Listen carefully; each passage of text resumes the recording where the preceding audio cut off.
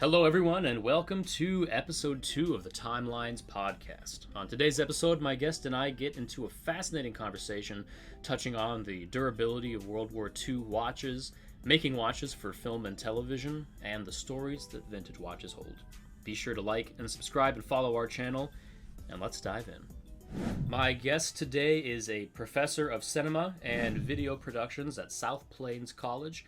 He's also a freelance director, writer, filmmaker, you name it, and he is a World War II living historian. Ladies and gentlemen, welcome to the show, Andrew Taylor. Thanks for having me. Yeah, absolutely. How are things over at South Plains?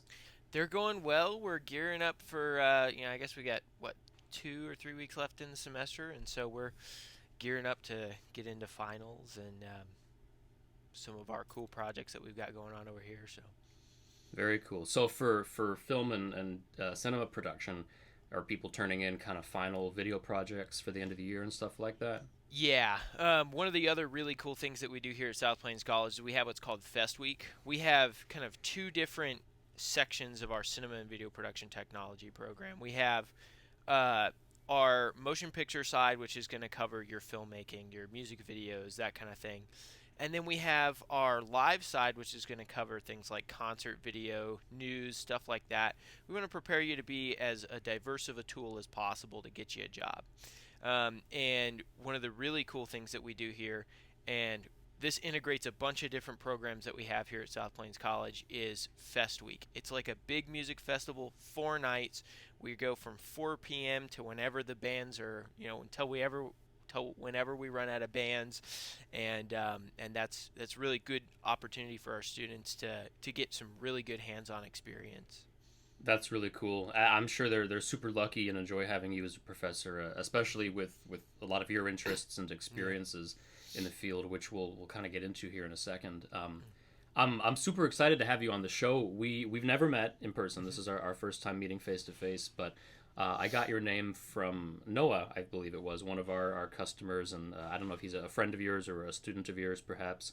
But he was kind of telling me about what you do and kind of your connection to watches and history and kind of how that ties into you as somebody in the film industry.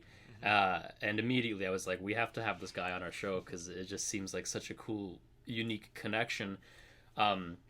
Which was kind of my goal with this podcast specifically. We have another podcast we do episodes of periodically, just called our Vintage Watch podcast, and that's really kind of talking about the watches and the collectorship behind it, if you will. But I thought it would be interesting to kind of do something that's just more talking about the person. That's kind of why we have the Timelines name in it, just sort of looking at people's journey through collecting and the collecting space, because I think there's a lot of commonality, not between just watch collectors, right, but people who have that mentality, whether it's, into war history, or I always say if somebody can be passionate about collecting Victorian doorknobs, that's great. Tell me about that. People who have that passion and that collector stuff kind of ties into everything, right? To art, to video, to making something from stuff. So I was super excited to have you on today. So I guess let's just start from the beginning as our audience is getting to know you and as I'm getting to know you a bit. I mentioned in the intro that you're a World War II living historian, which I certainly had never heard of. I'm not big into war history, but for a while in high school, I was very much into history, and I saw a lot of Civil War reenactors. And here in Texas, in Fredericksburg, we have a really great War in the Pacific museum with some reenactment stuff as well. So for the uninitiated, could you just describe, I guess, what exactly a living historian does and how it's different maybe from reenactment or something like that? Yeah, absolutely. The two are kind of interconnected. I think it depends on who you ask and kind of the mentality of reenacting versus living historian. And oftentimes the two phrases are used interchangeably. I prefer living historian because, to me, and particularly some of the organizations that I'm a part of that do this, our mentality is to not only to present the material culture to a person who may not know about it, right? So, first things first, for World War II, we get our uniforms correct. We get our equipment correct. We get the weapons correct. We make sure that everything there is as it was in the 1940s. We want to give you a window into World War II. We want somebody to be able to go up and go, wow, that wool doesn't seem very comfortable. Give you an idea of like some of the discomforts that our grandfathers or great grandfathers went through. And living history, of course, there's also civilian living history for the 1800s and stuff like that. Many of my friends do that as well. And so living history is this big blanket term, and my specific focus is on World War II. But all of our goal is the same, is to teach history through in kind of a more hands-on way. Sure. Yeah. So one of the ways that we do that is not only by presenting it to people at public events, where people can come up and look at our equipment and everything like that. One of the big things that some of the organizations that I'm a part of now do is what we call immersion events. And these immersion events they're not open to the public, but they're basically, we try to simulate the combat so that way we understand. And so that way we can present that to people in a little bit more articulate way, right?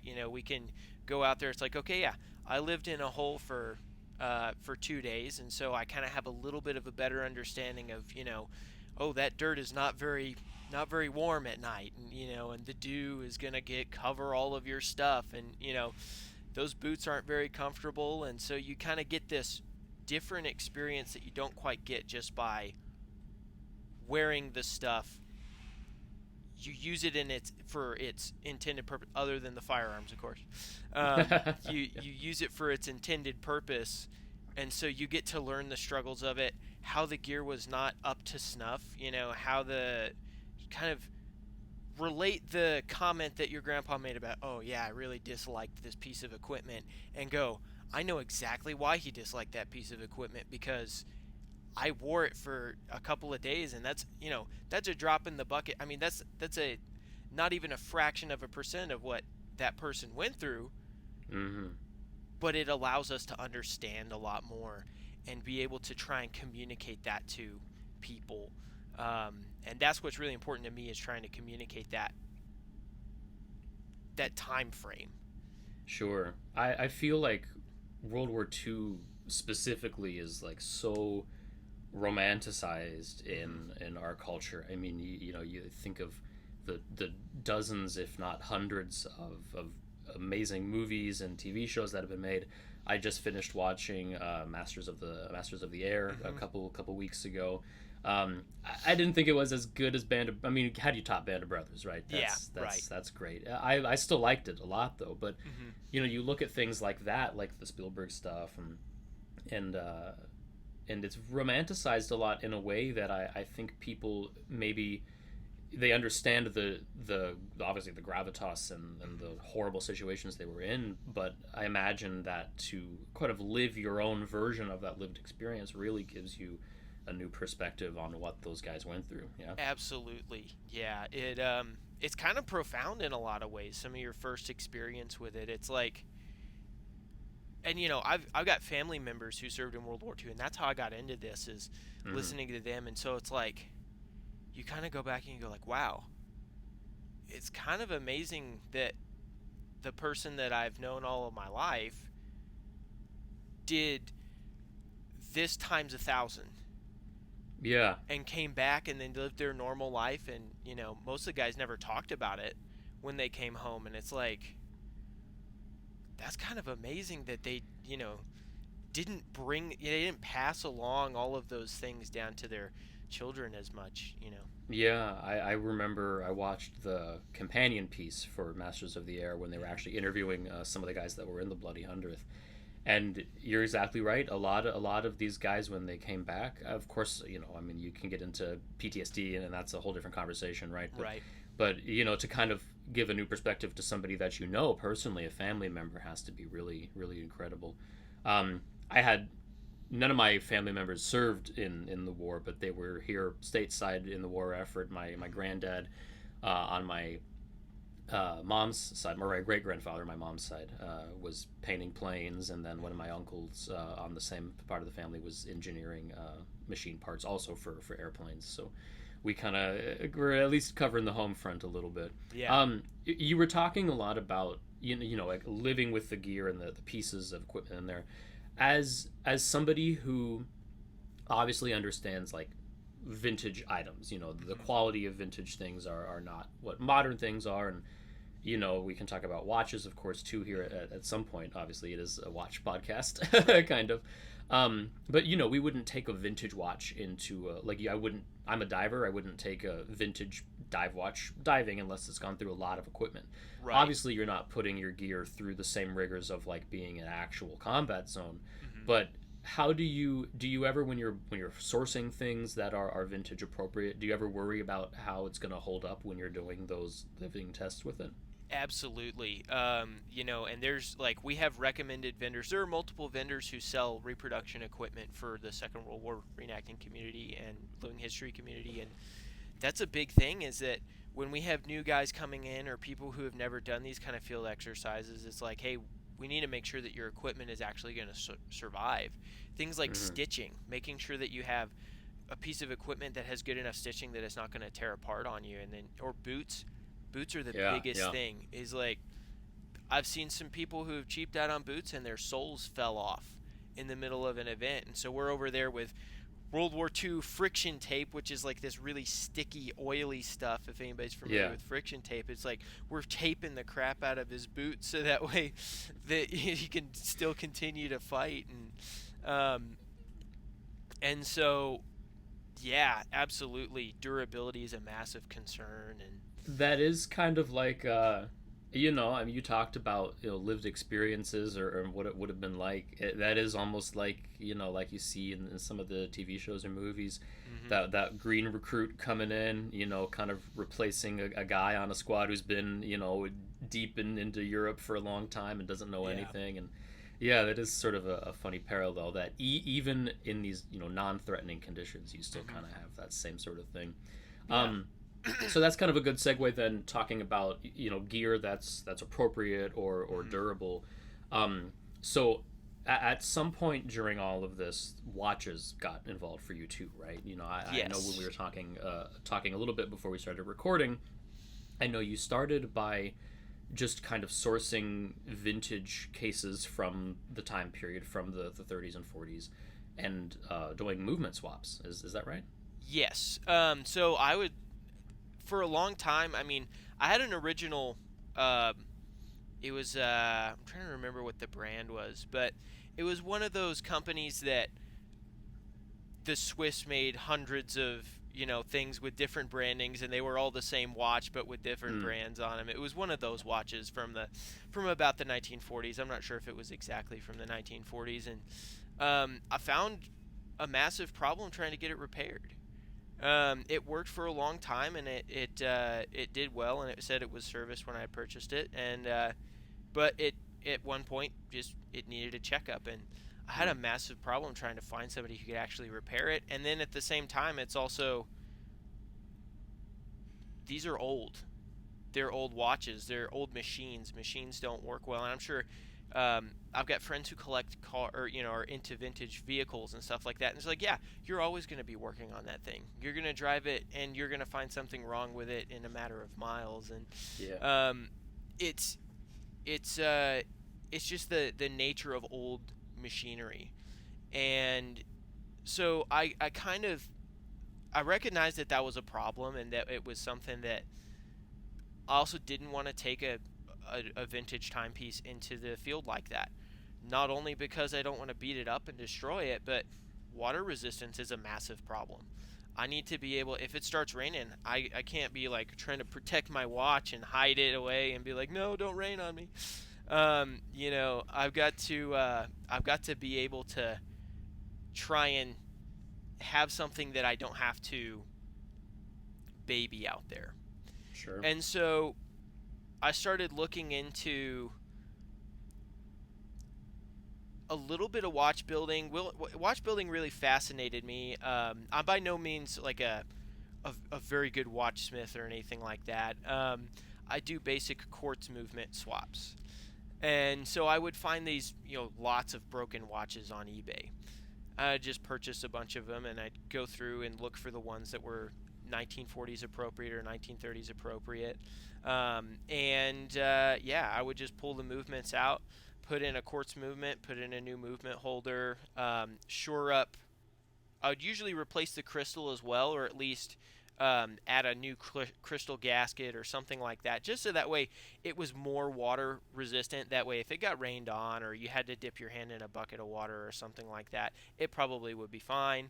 And that's how I got my start, was doing movement replacements on older watches, so that way my friends could go out in the field with something they don't have to worry about destroying. Yeah, I mean, that's perfect. As you were explaining that, I was sort of thinking, like, the goal is obviously to, as a living historian, right, to kind of reflect what the true experience would be. And obviously, maybe you're making something with greater water resistance than in the 1930s or 40s, perhaps. Yeah. But also, those were government issued, and you could probably get a new one if something happened, maybe. Yeah. And, nowadays it's like, oh man, I gotta pay another $400 for this watch if it goes out or whatever. It's kind of a practicality versus anything else, right? Mm-hmm. Yeah. And one of the interesting things that I've found is, in watches, particularly of the era, they're so much smaller than watches of today, and that actually makes a bigger difference than I would have suspected when I first started getting into this. Is that when you glance down at your wrist, you have to look a little harder before you call out the time. It's not quite as just like, oh yeah, I know what the time is. And that gets really difficult at dark and everything like that. And so it's like, adding a period correct timepiece adds so much to your experience. Oh man, I can imagine. I wonder if I don't know how many different like versions you've done your trials with. Mm-hmm. Yeah, I'm thinking like the ones that come to mind. You've got like some of those Dirty Dozen watches. Mm-hmm. Of course, the Elgin A11 is like a classic World War II watch. Yeah. Kind of later in the war, I guess Hamilton would have introduced their kind of khaki mechanical ordnance watches. I don't know how many of those or similar ones you've taken out, but is there like a best one of all the brands you've taken in the different makes? Is there one that kind of stands out as having been the most legible or most useful? I really like the later Hamilton ones because of the bolder numbers. Sure, yeah. The bolder numbers help, and the loom. If you can, one of the things that I also dabbled in a little bit was re-looming some of them, because, like, of course, all that radium paint flakes off, and of course it's radioactive, but I don't think it's radioactive enough to. I've heard that it's not radioactive enough to be dangerous. Yeah, that's what I've heard too. It's like a kind of a weak beta ray or something, anyways, in the first place, and after 50 years, it's I re-loomed them, and that really helps out a lot. Luminous dials help out a lot at night. The A11, I really enjoy that. Like, that's probably one of my favorites as far as like design, particularly the coin edge bezels. Those are just the coolest. And early A11s with their white dial and the black numbers, those are really, really good to read at night, I've found. Yeah. The white numbers with the black dial, those are not quite as easy to read at night. And so I'd probably, any of the Ordnance Department watches, they also have loomed hands on the Ordnance Department watches, which help. Just having the luminance helps when you're going into the darker hours of the day. And yeah, of course. I think, looking, I mean, from like a design perspective, right? Modern watches, I think specifically like dive and field watches, when they're marketed for modern stuff, they're saying, they'll make a watch 45 millimeters and they'll say it's highly legible and it's a dive watch or a rugged field kind of watch, and you're looking at the dial and there's so much going on. It's like, well, it's legible because it's large, but if I ever need to like just glance at the time very quickly, I don't know what freaking time it is because there's too much going on. And I think when you look like as underwater, when I'm scuba diving, like colors all go away very, very quickly. So it's contrast that provides legibility. Hmm. And things like those Elgins or like, well, any military watch, really, Yeah. the dials are usually very stark, which, I mean, contrast is legibility, which is time efficiency and everything else. And Hmm. the design language of those is so utilitarian and simple, but it works so well for what they are. Yeah, and that's one of the things that I love about vintage watches is just the utilitarianism of them. Is that, Yeah. even in some of the fancier watches that maybe are a little bit harder to read, they just feel a little easier for me to read. Yeah, I worked primarily selling new watches at an authorized dealer out in North Dallas for a while, and I loved that. You know what I mean? But it's interesting for me to see all these vintage pieces here because I mean, not only are the design languages so much more unique, and they can make these 30 millimeter watches with still a full mechanical movement in there, and all Hmm. these complications put into small pieces. It's just really interesting to see the kind of functionality they could get with the technology at the Hmm. time. And Yeah, and it's great, especially in these smaller cases. Now I pick up a watch that's 40 millimeters, and I'm like, this is huge. Like, why is this yeah, watch so big? yeah, yeah. Yeah. So as you're making these watches, you're putting new movements in them, and you're taking these out into the field. Something interesting happens, right? Somebody reaches out to you about a very specific project that is right up your alley. So what's that Yeah. about? So I had been marketing all my stuff through Facebook, which is where most of the reenacting community takes place in the living history community, and turns out that a very important prop master for a very important show um, reached out and said, "Hey, can you build me this custom watch?" Um, Yeah, that show happened to be The Last of Us. great show. Um, I really enjoyed it. I might be a little bit biased, but I really enjoyed it. And Did you play the games at all? I watched my brother play the games. We kind of like did a family get together and played the games. When they had come out, I was still living at home and everything like that. And Oh, sure. um, so yeah, I'd played the game a little bit, but I'd watched the game and kind of such a story centric video game, and so you can Yeah, kind it's of like watch it watching a like a movie. movie. Yeah. Yeah. Mm-hmm. And so I was familiar with the games, and when he had sent that, I was like, I didn't recognize it immediately.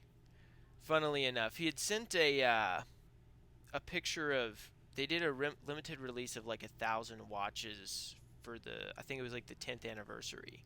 Yeah, so Um, it was through like another brand made, like another like Japanese brand or something made them, right? yeah, something like that. Yeah. He had sent a picture of that, and I didn't fully recognize it, and it immediately kind of reminded me of like British military watch design, which I Yeah. think is the dial is fairly inspired by some of the um, particularly military watches and all across the board. But um, I was like, man, I wonder if it's a British military watch. And then he sent me an email later that night with his signature. In the email, it said, "Assistant prop master and armorer for The Last of Us, HBO." And the next day, I got a non-disclosure agreement to sign until the show released. I couldn't talk about it. And Yeah, you're like, "Oh my God, it's happening. I've yeah, made it." Yeah.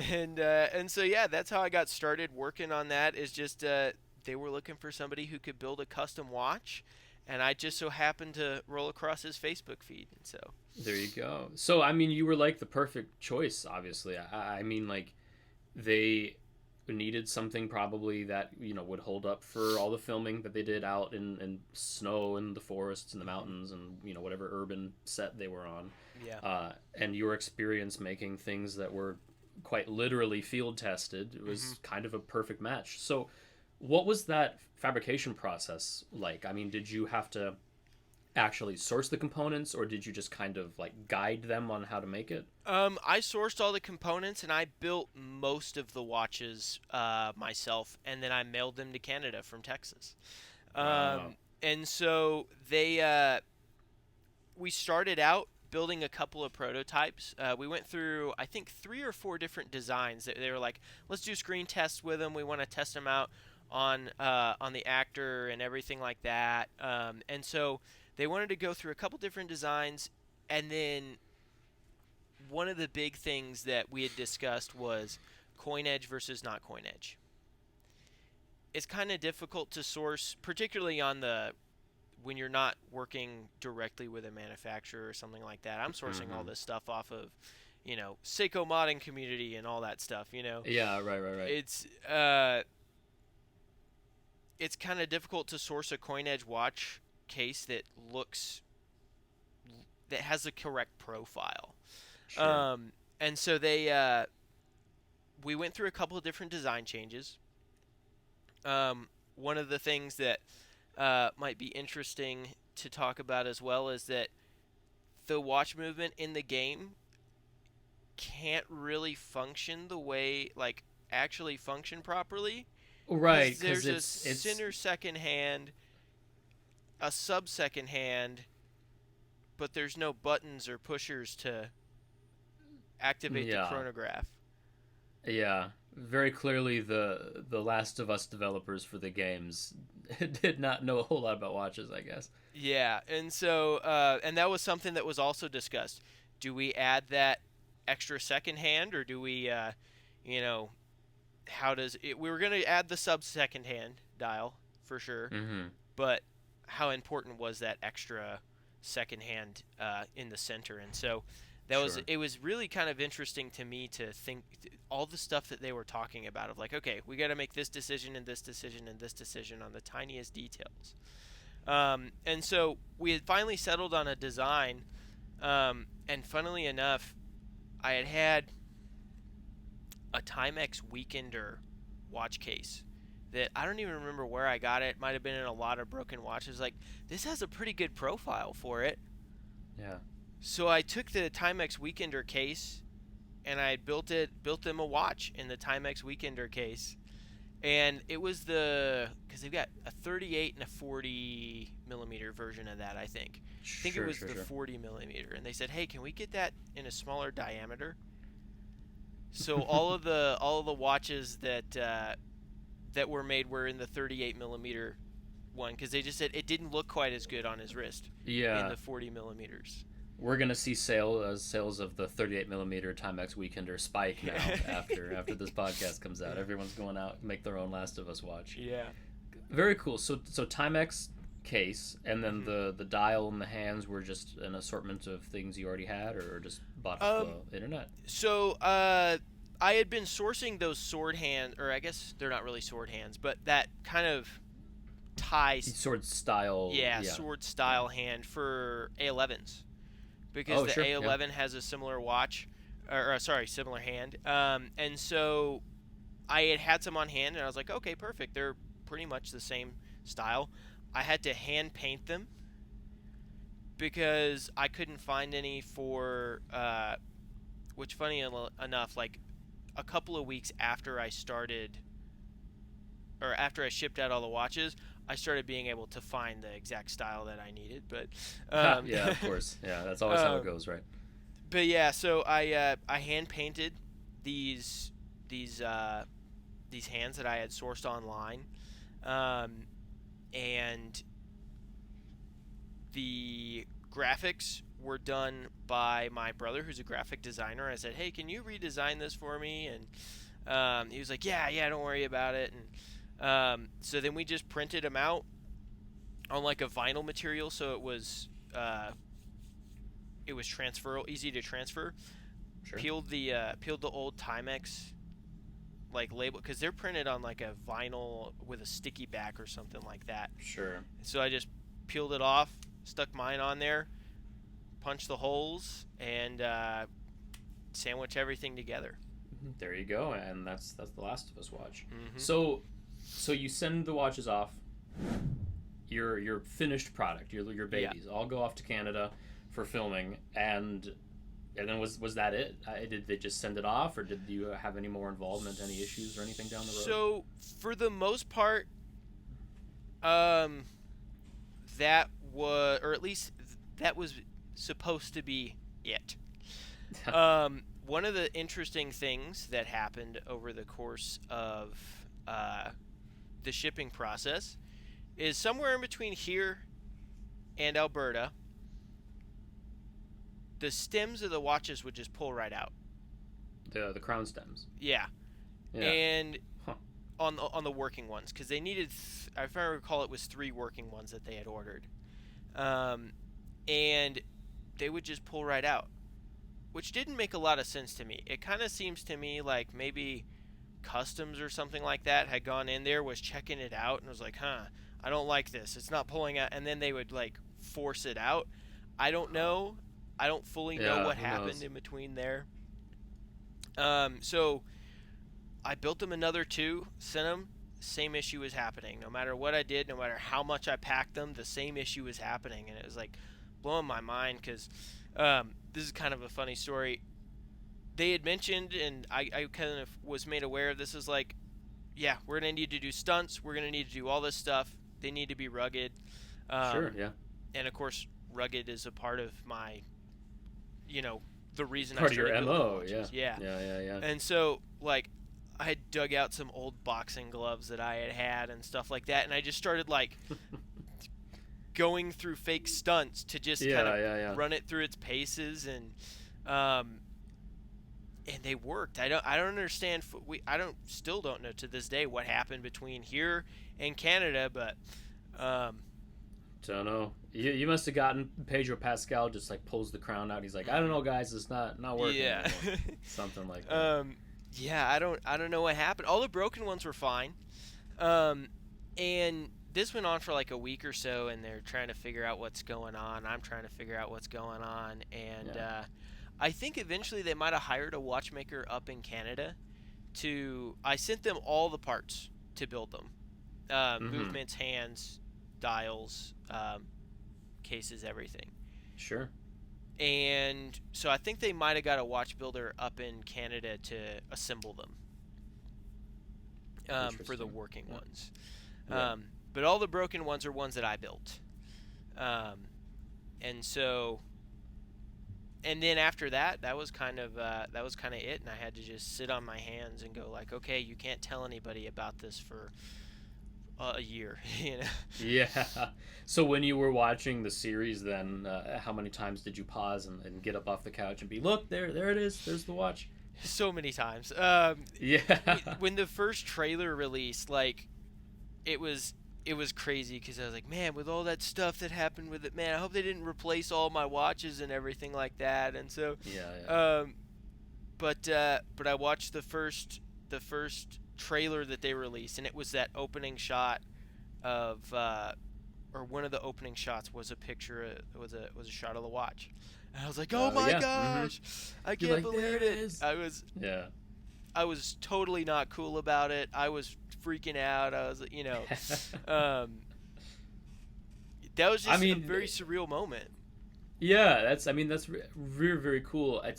I love when these kind of serendipitous moments happen, or it's kind of a sign that you're kind of doing like what you're supposed to be doing in the space. When cool things happen and when opportunities show up. So that's really cool, and it also helps that it was a pretty darn good TV show with some great actors in it, and renewed for at least another season coming out soon. So if nobody out there listening to this show has not seen The Last of Us, it's definitely worth the watch. It's they say a zombie series that's not about zombies, it's about humanity and good and bad and all that kind of stuff. Very cool. The other thing that I love, just kind of from like a watch lover's perspective, is how important the watch is. It's not just I think it kind of represents a lot of how a lot of people who collect watches feel, is that they represent kind of moments in their lives or people that they knew, or that kind of thing. And so that's one of the things that I really it's cool to see a watch represented that way in a show. Absolutely. For anybody who hasn't seen it, the watch ends up getting broken very early on in the series, right? And Pedro Pascal's character just continues to wear it because of what it means to him, even though it's non-functional. Yeah. That right there, you're really good at these segues. Thank you. That's a great segue, just kind of into to your watch collecting life. I know you told me that you do have a watch collection, and primarily it is kind of things like that, right? Just things that you sort of feel emotionally drawn to, or things that you think are interesting. Is that right? Mm-hmm. Yeah. So I have a very small watch collection. It's under 20 pieces for sure. And that's under 20 is still a pretty sizable collection. it's a lot of it is vintage watches. Just I love vintage everything. I've got, if you can see back there, I've got old projectors and cameras and lenses and stuff like that. And so I love vintage watches and the stories that they tell. That's the big thing for me, is that I need to look at it and needs to go, that has a story. And so, or it can help me tell a story, because I'm Sure. also, as we've talked about, I'm a filmmaker. I'm a director. I also think about the future of this watch, of like, well, I don't know the story of that watch. That watch has no meaning to me, but you know what? I see it. That is a character piece. It's going to add something to a character at some point, or like Yeah. it could add something to a character. And so I look at watches in that way. I look at kind of everything that I collect in that way, is like, what kind of story does it tell? So I collect watches kind of based on that. Most of my favorite pieces in my collection have some sort of mystery connected to them as well. Like, oh yeah, I don't fully know the story of that. I have like this little inkling about it. And so it kind of lets my brain kind of go, well, imagine what went, imagine what that... it entices the storyteller in you. Yeah. Right. And so I'm not super picky. I don't really care if it's a cheap watch or an expensive watch. I don't care about, it just has to have story, right? I do like some design things. I usually prefer smaller watches. Anything over 40, it's like, that's not. And I kind of got a small wrist, and so that bigger watches just don't look as good on me. And so I found myself collecting kind of by decade, interestingly enough, as well. I kind of go, okay, I've got watches from the 30s, 40s. I'm missing the 50s. I've got the 60s, the 70s, missing the 80s. And then I've got some digital watches that are kind of from the 2000s era. And so I think that's also kind of another thing, is for me, funnily enough, with the podcast name being Timelines, I like to build a timeline. Yeah, there you go. I like history through the ages, and watching the progression of things, watching the design changes, watching the changes in the trending, whatever's like in the 1960s, those bright dials with the steel bracelets and everything like that, and you get like one set, you get the 12 o'clock as a number, and then everything else is hash marks, and right. that kind of classic. If you imagine the 60s, that's the design that you think about, or at least that's the design that I think about. Yeah, it's a great. I love that you like to kind of categorize by, I think most watch collectors, when they're starting out, at least, it's kind of like, okay, I need like a dress watch, I want a chronograph, and I want to have a Swiss watch and a Japanese watch and a German watch, and the boxes that they tick are not to diss on any watch collectors here, because I am one and you are one, but I think a lot of the things that, at least for beginner collectors, they're looking for things that kind of people tell them that they should like, and kind of boxes that they should tick. And I love that you are going about your collecting in a way that connects to story and to emotion and the imagination, but also kind of like you just said, like the hallmark design of a time period. And it makes sense for you, right? Because one of the things that you're passionate about is having that living representation of what a period in history was like. And I love that it also reflects in your watch collecting, that you like to have, like, if you think of a 1960s watch, what is that to you, and what is that language like? Yeah. For me, it's like a 1960s Seamaster you'd see on Don Draper or something like that. Like, Yeah. I love that that's the way that you go about your collecting through the timeline. Yeah, and that's just, it's like, it's the design thinker in me too, of like, or it's also really kind of also about the personal connections, because those are the kind of watches that my grandpa wore. My grandpa was wearing those from the 1960s when he was 20 years old to, when he was 75 years old. Yeah. It's, he kind of kept that same design, and that was something that I noticed in a lot of my family members, was that they all my grandparents wore watches, and I look at pictures of them from when they were young, and it's like they kind of kept the same design over that. Hmm. My grandpa always wore a steel bracelet. He always wore that kind of, I think he wore some of those Timex watches that you can like get at Walmart, and he had like 10 of those in his drawer that were broken over time. And it's like, Sure. but that design to me associates with the 1960s, and kind of in a way associates to my grandfather. Yeah. And associates to all the memories that I have with that grandfather, and the grandfather that got me into World War II, who was in World War II. I associate a lot of these 1940s watches with some of that, because he kept with a smaller watch design. Of course, like he didn't ever have a really fancy watch. None of my family members really had a very expensive watch, but he always kept with as small of a design as he could get away with.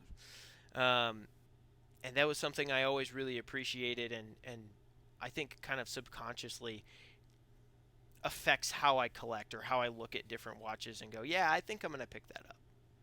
Do you have any favorites in your collection? Like anything that was kind of maybe difficult to acquire, or has a special story behind it? Yeah, I've got a original Hamilton ordnance watch. I haven't actually looked up any of the date codes on it. But that was, I was about 2 weeks into starting my watch making business. And a friend of mine, he said, "Hey, I've got this watch. It's not really running, but I want you to have it." And so he gifted it to me. He mailed it to me, and it arrived, and I opened it up, and I started looking into it and started trying to noodle around. I didn't like take any of the parts out or anything like that. I've just kind of looked at it just to see the condition of the movement and everything like that. And I just kind of started and it started working. Huh. And I was like, huh, well, that's kind of cool. And funnily enough, it kept pretty decent time. At the latter end of the wind, it gets a little bit slow, and so I need to go and send it off to get serviced. Sure.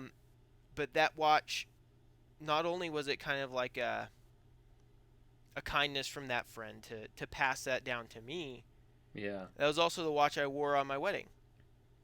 Oh. And so beautiful. Yeah. That was also like one of the earliest working original watches that I had in my collection from the 1940s. Was I'd had that one before, and it had broken and everything like that. And so that also, it kind of worked as utilitarian of, okay, here's the design that you can try and copy, as well as kind of having those meaningful moments across the last couple of years of getting into watch building and everything like that. I love that it just like, it's like it just needed somebody to look after it a little bit. The second you started to kind of go in there, it just started working again. Yeah. That's great. It's, like you said, so many of us collectors, I think, have the mentality that it's in a way, it's almost less about the watches as it is more about the stories that they hold. Yeah. And the connection to people in your life. I mean, I've got watches that some of them are special watches just because of the physical thing, but a lot of them are not super rare or super unique, but there's a story connected to somebody in my life, and I love that. That's the same with you. I guess we should start thinking about wrapping up here. We're coming up on our 45, 50-minute mark. Um, so, talking about stories, you are a filmmaker and a director and a writer. Hmm. Do you have any projects coming up? Anything that maybe you're looking for character watches for, or anything like that? Yes, I'm starting a web series with a friend of mine. So we are independently producing this. We're about to actually launch a crowdfunding campaign sometime this week, to try and fund the first season. The pilot just dropped, and these people are all in a very physical business. I'll say that. So they're like, there's going to be some fight scenes and stuff like that. And so going into it, we've actually already had quite a bit of discussion about the watches and talking about the utilitarianism. Okay, well, this Sure. person is never going to touch the water, so they just need a tough watch, but it doesn't have to be a dive watch. But this Yeah. person comes from an area where there's going to be water, so they might need a dive watch, or talking about that. And so, and that's something that to me is really important, is character through watches. Um, and so that I'm really excited about. The pilot just dropped. Um, on Friday of last week, and Hmm. we're getting into pre-production on that in May. Very cool. So we're recording this on Monday the 22nd, Mhm. and we'll post up a link for the pilot episode up on our show notes if we can, and definitely looking forward to more of that coming out. Um, Andrew, man, it's been an absolute pleasure to talk to you, dude. You are a very interesting guy with some fantastic stories. And I couldn't be happier to have you on the show. I'm really looking forward to. I'll check out some of your work coming out, Thank you. man, and we'll post that up. And hope to see you here in the store sometime soon too. I really If you appreciate can it. if you can make it out here. I've got some watches that I need to drop off, so I'm heading up there in Dallas this May, so in the area this May, so I might drop by. Yeah, we'd love to see you. Hey, Andrew, thanks so much for coming on the show, and we hope to hear from you soon, my friend. Thank you.